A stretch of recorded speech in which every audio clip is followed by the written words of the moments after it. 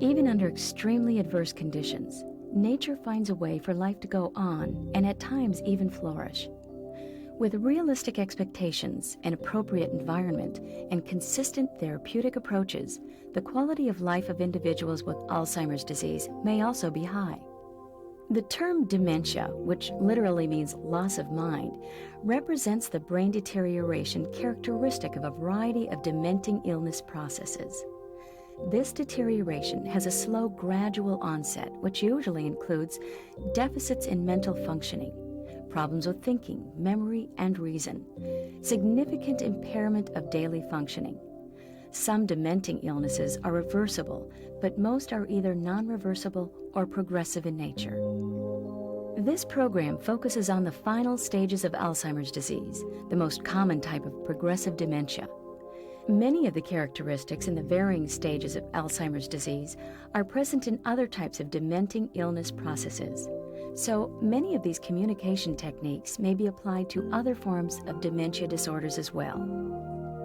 Dr. Barry Riesberg and his colleagues defined 7 stages in the progression of Alzheimer's disease known as the Global Deterioration Scale for assessment of primary dementia. During the early 3 stages, most individuals with Alzheimer's disease and those around them are unaware that this insidious dementing illness process has begun. It is very important to realize that individuals with Alzheimer's disease may vary in these stages from day to day. Assessment of the stage of cognitive decline and related approaches needs to be done on an individual basis and interpreted with great flexibility. We'll talk. You can talk that way to the people. Dum, da-dee, dum, da-dee, dum, dum, dum, dum, da-dee.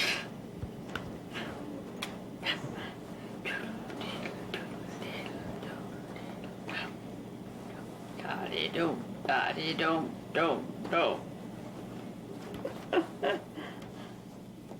Yep. You like it, don't you? Sure you do. Sure you do. Alice is in stage 6 of the Global Deterioration Scale.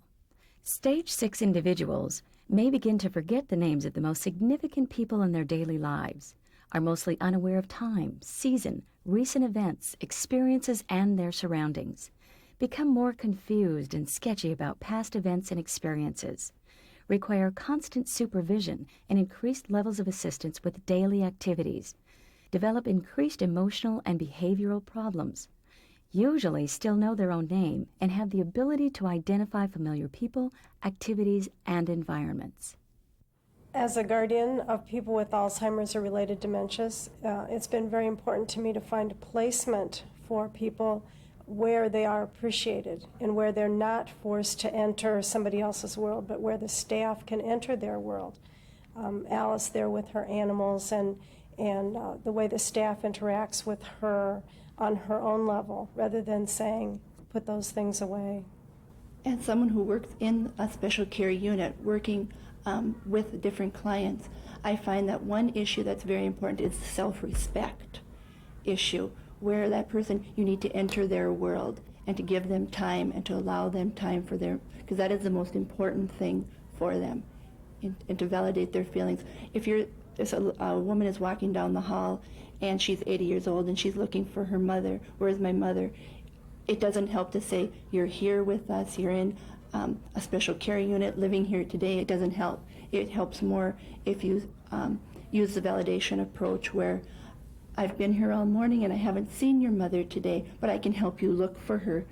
I saw a remarkable amount of control in that this is what I have, and these are the things that I love. And I see this frequently with dementias, in that there is so much that we have lost control of, or that a dementia victim has lost control of. And this lady has found a very comforting home with the people here in this purse. The other thing that just was interesting was her ritualistic behavior, and that she did the same things with the animals. And that's pretty characteristic as well. It's a point at ritualistic behavior is something that they know very well, and they keep reverting to these well-known patterns of behaving and thinking, such as she did with the animals, going through the motions with them, because that's familiar, and that's what they can do. And as opposed to often processing new information with the animals, often they're soft, furry animals, and the texture. And very often people with dementia are looking for a different source of stimulation. Sometimes the stimulation doesn't always process well. And often texture type of stimulation, touch stimulation, can work very well for them. And they often want to touch things that are soft or have some other type of a different texture. And that provides some sense of reassurance and just plain old stimulation again. Sometimes when the other senses decline, the sense of touch it becomes a primary mode that they use to gain information about the world. And they go through the world then just simply touching things a lot and gaining that source of stimulation, especially probably soothing types of touch, such as, again, a soft, furry animal or something warm, comforting, soothing, a very pleasurable touch sensation. Pauline is also considered to be in stage 6. Blueberries? Let's do here. Try it. Whoops. What? Don't want it? Try bite. Just spit it out. Try bite. It's good. Okay. Fresh blueberry. Try that. Yeah, try that. Yeah. You can eat that. Okay. Very nice. Yeah, that's nice. Can I give you another one? Go ahead. This is a big wonderful. One. It's wonderful. Yeah. Here, why don't you try it? Right? Juice now. Try it. Juice is good too. You gotta have juice with it. It's good. Here, Polly. You like that? Here. And this is for there. Yep, that's it. I'd like to comment on the issue of the tactile importance of people with dementia. I am the adult daughter of 2 people who've had difficulty with dementia, and one of the things that I've noticed with both of them is that music becomes a very important part of their life, much more so than before they developed dementia. For example, my father will remember songs that he sang in the 20s, but I had never heard my father sing before at all until he was well over 80. And my mother, when she was having difficulty speaking, could sing, and she would remember the words for things like "You Are My Sunshine."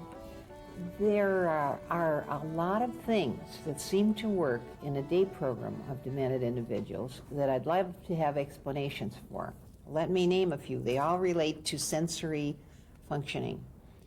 Music, singing, rhythm, dancing, food, any kind of food, especially chocolate. Games that involve gross motor kinds of throwing. Sometimes the trivia will work, but the fundamental primitive kinds of things that worked as kids so often appeal with this population. And I can't get over how wrong it is to try to think of complex activities when it's the simple ones that will always do it. Very often the idea of cinnamon water simmering on the stove, those wonderful odors of our past. I think it's very important to lower the stimulation level visually and in terms of audition, not to have it too noisy, to have it pretty quiet. Soft music, the Mitch Miller kinds of tapes go really well. Those simple things that take them back to when life was pretty good. Very often reality is a lot more stimulation, and too much stimulation causes an overload, and it causes sort of a overload syndrome whereby the person then becomes aggressive or agitated and upset. And we always have to be mindful in dealing with dementia that there's kind of a window of stimulation where you want to have sufficient stimulation without overloading. And very often when we're trying to do some type of an orientation, whether it's reality orientation especially, it's really easy to overload on the amount of stimulation, and then the person crosses over into feeling okay. They cross that line into feeling more agitated, and the agitation turns off into lashing out and aggression. watching what will really turn on the client, be it a dog that is a pet therapy animal in your program. We're lucky enough to have this. Be it the children from the child care program next door. Watch that individual's interaction. Maybe that's the area of competency that they find. They can still relate to children. Maybe the happiest time of their life was raising small children. My mother always said those were her best years. I think they can guide us a lot, and I think my point is be willing to do a trial and error approach, and be smart enough if you have a team staff to rotate. If somebody's getting burned out with a client, for heaven's sake, shift with someone else, with a coworker. Recognize the burnout factor, but recognize the need to experiment and let the client guide. Louise is in late stage 6. You come have some coffee with me? Louise. Louise. Let me see your eyes. Can I see your eyes today? Before I approached Louise this morning, she was definitely sleeping. Her face was very flat. There was no expression. She wasn't aware of her surroundings at that point. As I approached Louise, I tried to be real calm and use touch to try to arouse her instead of using a voice. Here. Who's that? Okay, let's go this way. There you go. There you go. There. Are you cold? I'll get you a sweater, okay? After I brought Louise to the breakfast table, she was definitely more alert. Her eyes were open. She had some expression on her face. She was able to put the juice in her hand. She was able to understand that it was juice, that she needed to drink it, that she was definitely alert with the eyes being open. And even movement. I mean, she was moving. She was able to walk. She was alert. There you go, Louise. Here's your juice. There.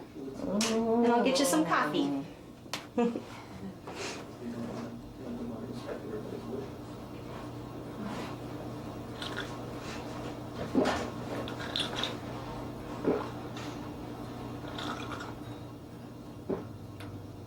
In stage 6, there's an increased amount of physical changes that are taking place. Often those are similar to arthritic type changes, where they're bending over and they're shuffling and they're having more and more difficulty with that. We need to really recognize these physical changes, and if they are experiencing some behavioral changes and some increased agitation and anxiety, we need to look at, are they in discomfort? Are they having some pain? And treat them with some Tylenol or some pain medication to combat and to work with these physical changes. Viola is also at late stage 6. You have to have memories. Yes. Why do you have to have memories? Because that's what makes happiness of things so that you won't forget. So those memories are what make you happy. Mm-hmm. I'm glad. We all like to be happy and need to be happy, don't we? Oh, we sure do. Now, are your parents deceased or are they still living? They're still living, thank the Lord. Oh, that's good. And you obviously love them very much. I sure do. Mm-hmm. And do you think about them often? Oh, yes. They're with you a lot of the time in your memories. Oh, yes. Mm-hmm. I want to remember them, so that's why I picture them in my mind. That's wonderful. I'm glad that you have that ability. Well, I thank my parents for that. Mm-hmm. They taught you that. Mm-hmm. And they gave you those memories. Mm-hmm. Mm-hmm. What do you remember most about your mother? Her sweetness. How sweet she was. Mm-hmm. And I bet you got some of your sweetness from her. Oh, yes. Good. And what do you remember most about your father? how he tried his best to bring certain things home to me. Oh. And I bet you've tried hard in doing many things for others too. Well, I've tried, but there's some things that I don't do because I know Mom and Dad don't care for it. Mm-hmm. So I figure I don't want to do that, I would. So you try to make your parents proud and make your parents happy too. Mm-hmm. Mm-hmm. That's good. I bet they're very proud of you. Mm-hmm. Mm-hmm. You're smiling. Yes. Mm-hmm. I'm happy that you're smiling. Thank you. Makes me smile too, do you see? Yes, I see. Good. But you're a very nice person yourself. Thank you. I think you're a very nice person also. And you're teaching us a lot right now too. Well, I'm glad to hear they mean something to you. Mm-hmm. They do. I think you're helping a lot of people right now. Thank you. You're a very fine person. So are you.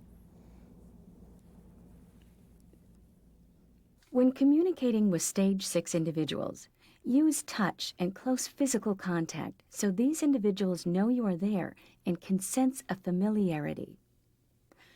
Promote the use of familiar activities and environments. Work with most unusual behaviors, finding appropriate ways for these individuals to do what they need.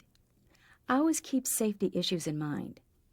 Adapt the environment and your approaches to the needs of the individual. Communicate what works to family members and the treatment team. Sylvia is in stage 7 of Reisberg's global deterioration scale. Hmm?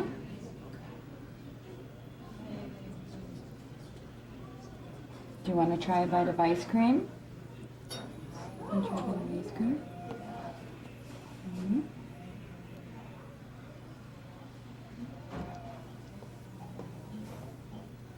It's chocolate. At stage 7, individuals lose all verbal abilities, require total assistance for feeding, bathing, and toileting, lose the ability to walk and other psychomotor skills, may be in tremendous pain with no way of communicating this, are in the terminal stage of Alzheimer's disease. At this stage, it becomes very important where like sensory stimulation, gentle touching, massage, brushing the hair, anticipating the nonverbal things because they aren't able to tell you anymore what they need, whether it's for the bathroom or if they're thirsty. And at this time, you need to do the physical assisting, where you actually have to physically help them to eat, to feed them. Touch is a very important part of communicating with demented people. Several years ago, I did a study in the Benedictine Hills Center Special Care Unit, and I became rather pleasantly acquainted with a resident there. And we walked a lot, and we talked a lot together. I saw her a couple of days ago here, and she was in the end stages. She's now in the end stages of dementia, and she is laying in a chair. I went over to speak to her, and I could not get her attention. She appeared to be asleep. I picked up her hand and I stroked her face, and I called her by name and asked her if she remembered me. And whether she did or not, she opened her eyes and smiled. When communicating with and caring for stage 7 individuals, approach slowly and warmly. Use a great deal of touch and other sensory approaches. Make sure that these individuals are routinely assessed and treated for pain.